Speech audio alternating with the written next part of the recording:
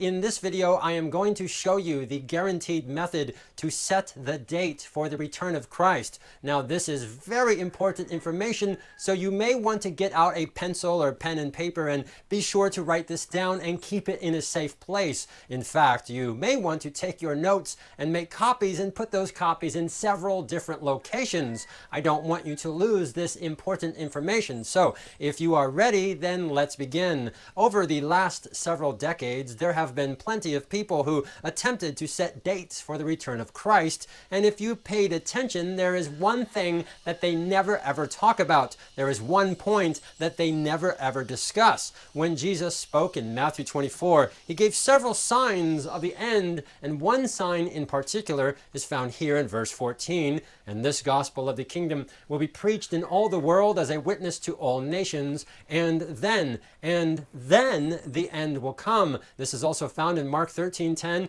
and the gospel must first be preached to all nations. Emphasis on must and first. The gospel must first be preached to all the nations. Now get out your pen or pencil and write down step number 1. Find the date for the completion of the Great Commission. Now, this won't be very easy because you'll have to do step number 2, define and catalog all of the different tribes, people groups, and languages throughout the entire world, and then separate them into reached and unreached. Now, missiologists, or people who study missions, differ on exact definitions, but generally speaking, it's estimated that there are around 17,000 different distinct people groups in the world. And missiologists who spend their time studying and researching the data, they don't all have the exact same estimates, but generally speaking, a very conservative number of the world being reached with the gospel is around 40%, while more optimistic missiologists will say that about 60% of the world has access to basic gospel resources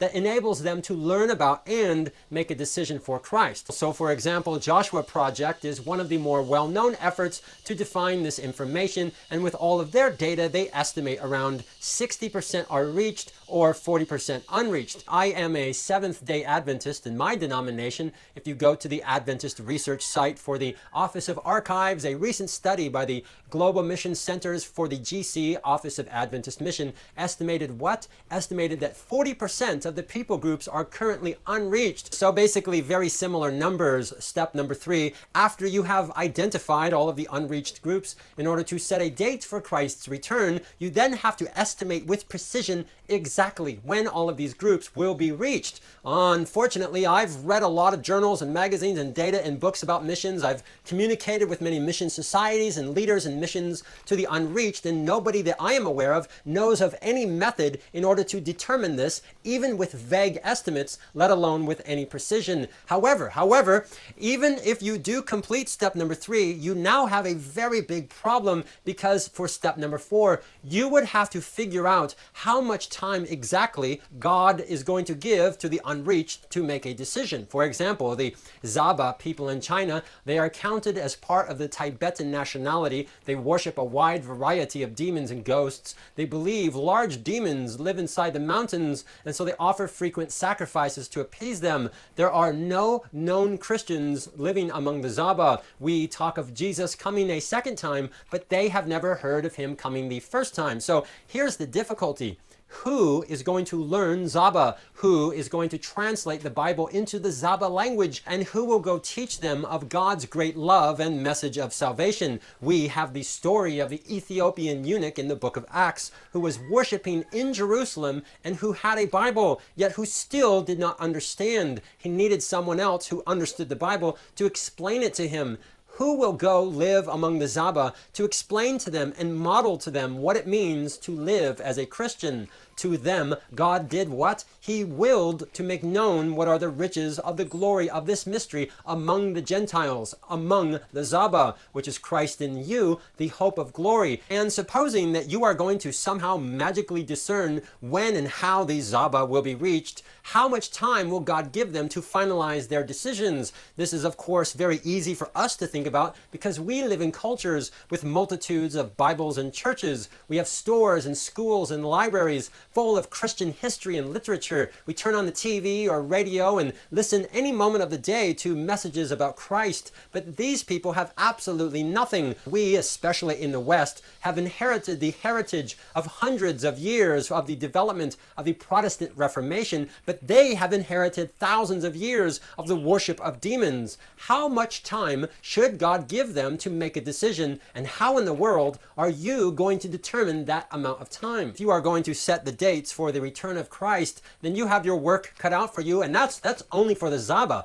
There are an estimated additional 7 to 10,000 unreached people groups, not 7 to 10,000 people groups. How will you determine when all of them have been reached and when they've all had enough time to even understand and then make decisions for or against Christ? Anyone who wants to set dates for the second coming has the impossible task of being inside the mind of God and knowing when exactly God has said that the entire world has been reached and has had sufficient time to make a decision. So the next time that one of these date-setting crisis junkies get all wound up because of some big event, ask them about the Zaba. Ask them about the unreached. The next time that someone tells you that Jesus is coming soon, ask them, what about the Zaba? How come they don't know what we know? The next time that someone tells you that prophecy is being fulfilled and Jesus is coming very soon, ask them, did Christ die for the Zaba as much as he died for you? If yes, if Christ died for everyone,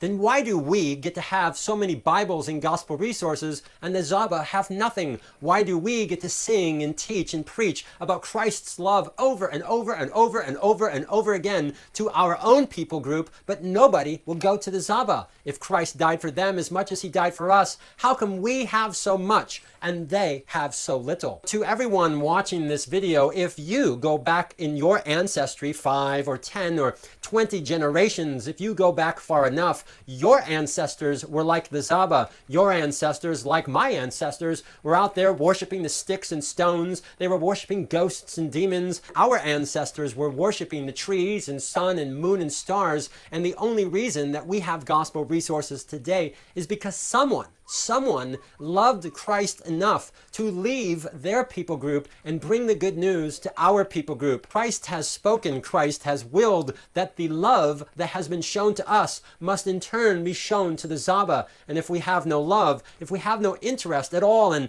taking the gospel resources to the Zaba, then how can we even claim the name of Jesus? Matthew 24:14, Mark 13:10, and similar verses, these are not going away. This is the only sign that requires our involvement, our sacrifice, our efforts, our responsibility. It requires our brain power to reach the Zaba. We will have to be, like Paul, co-laborers together with God. And every day that we sit at home in paranoia and fear, speculating about what the next mainstream media's designated crisis, what it just might mean for prophetic interpretation, is just one more day that the Zaba live in complete darkness. It is one more day that Satan can point to the Zaba and say to Christ, where are your people? You gave them the Great Commission 2,000 years ago. Where are your people? Satan lays claim to these people, and there is not one Christian there to oppose that claim. Many years ago, there was another unreached people group in China known as the Li Su. In 1906, a young man by the name of James Fraser was studying engineering in London when another student handed him a small book entitled